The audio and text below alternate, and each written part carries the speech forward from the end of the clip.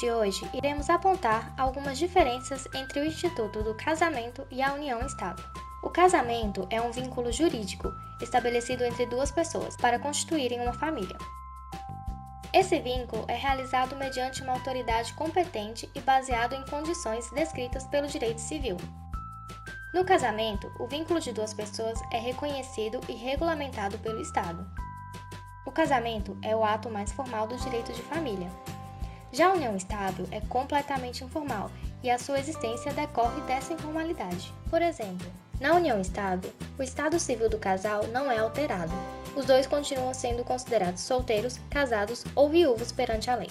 Dessa forma, podemos definir a união estável como sendo a relação mantida entre duas pessoas que vivem sob o mesmo teto.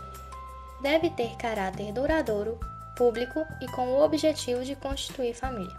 Vale ressaltar que tanto o casamento quanto a união estável são consideradas entidades familiares. São relações regidas pelo direito de família, garantida pela Constituição Federal. Regime legal.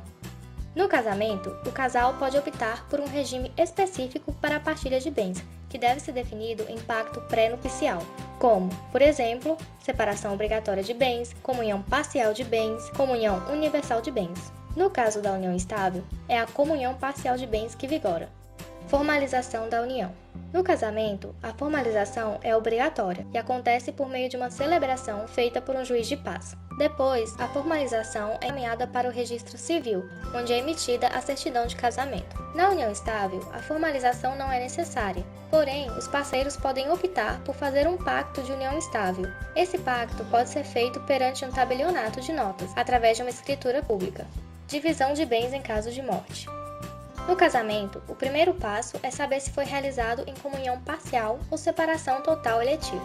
No caso da comunhão parcial, só os bens adquiridos durante o curso do casamento é que são bens comuns. Porém, em caso de morte, por direito de herança, bens adquiridos antes do casamento podem ser concorridos pelo cônjuge, assim como pelos filhos do falecido.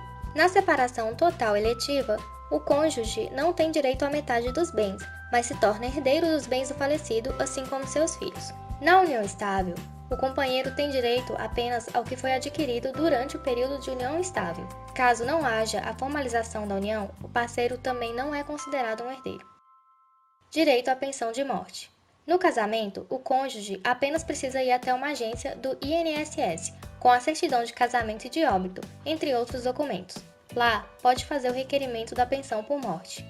No caso da união estável, o parceiro também tem direito, mas a questão é bem mais burocrática.